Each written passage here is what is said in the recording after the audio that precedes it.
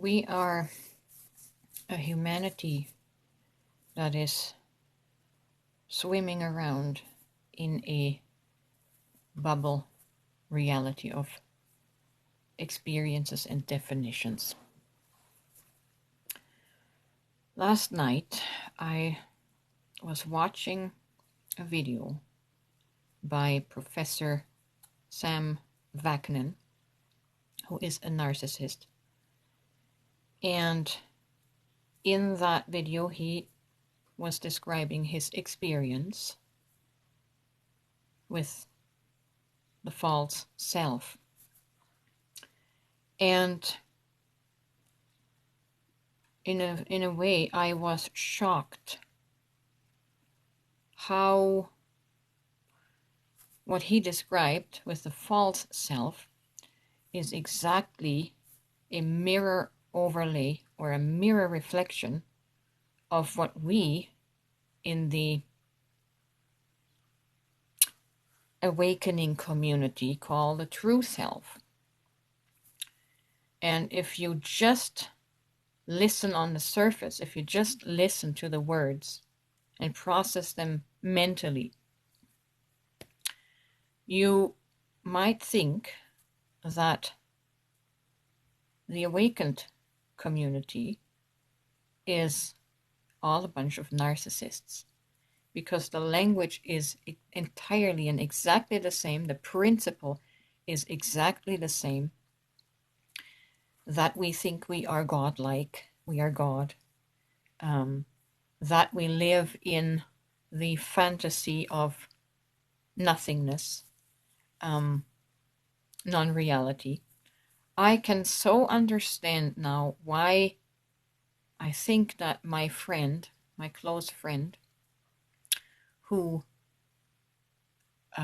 is considered a twin flame to me, I can so understand now why she might be so confused about my awakening journey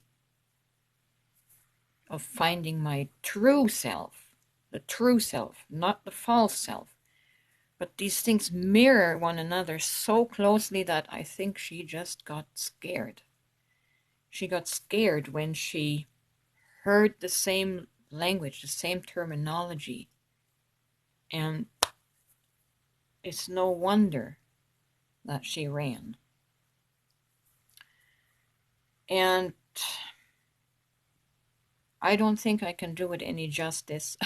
I don't think I can explain this, because unless you are hearing it through the dimension of soul, you're going to completely think I am narcissist.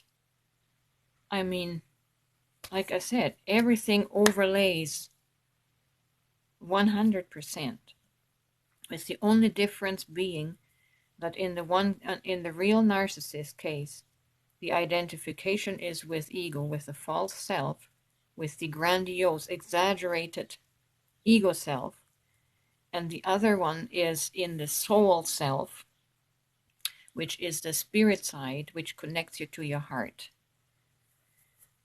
And unless someone has the comprehension and the understanding of the spiritual self, they're going to think that we're a bunch of narcissists, because we constantly keep talking about how we are God, how we can do no wrong, how none of this is real, and how you can really not hurt somebody. It sounds nuts, people.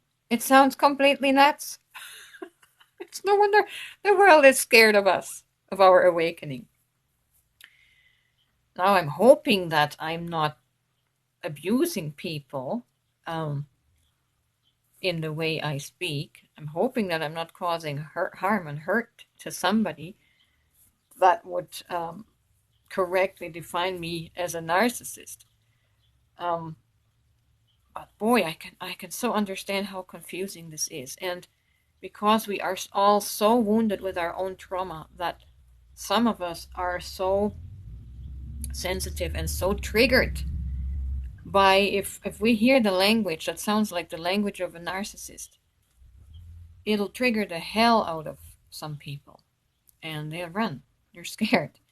So after watching that video, and I recommend that if you watch this video, you take the time and watch Professor Vaknim's testimony of how he experiences his false self, and then you will understand what I'm referring to here. It does now make sense why my person would be scared of me if she hears me talk about, I'm greater than Jesus. Before Jesus was, I am. If you don't know how to process this through your spiritual self, you will. I would run too, to tell you the truth. I would run too. So, that was eye-opening. I now understand that people would perceive me to be a narcissist and make a wide berth around me and not come near me. Wow. I'm still a bit blown away, and it scared me at first when I heard him talk like that, and how his false self, how his ego self completely swallowed up his soul identity.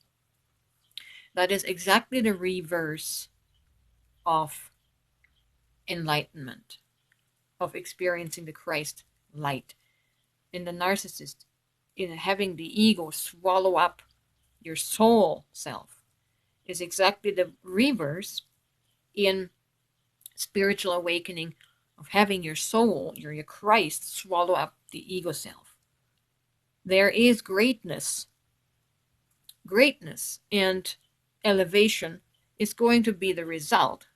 Only in one person, it's the grandiosity of ego that perceives itself to be God. Like, I am God and there is no other. That's the most narcissistic statement that was ever made in the Bible.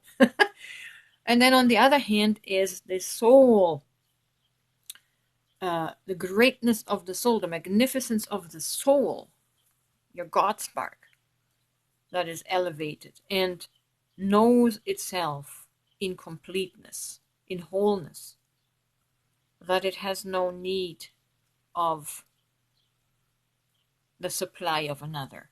You're completely self-fulfilled, right? Whereas the narcissist is not. He's completely empty, and he needs, like a vacuum, he needs constant supply. That is the difference between the greatness of the soul and the grandiosity of the ego. Same language, exactly mirroring each other, but totally different. Totally in a different dimension. And so, like I said, that was very eye-opening. Now I understand why my friend kept sharing videos on narcissism with me, because surely she must think she was dealing with a narcissist with me in reading my posts and hearing my videos, declaring myself to be God, to be source God, to be divine. I understand. I understand why she ran. So, well, this understanding is for me. I'm not trying to convince anyone else. All of this is just to serve to make me a more understanding person for humanity as a whole. So, I hope this made sense. I hope you enjoyed this, and I really hope you take the time to listen to Professor Vakim's testimony of how he experiences his false self.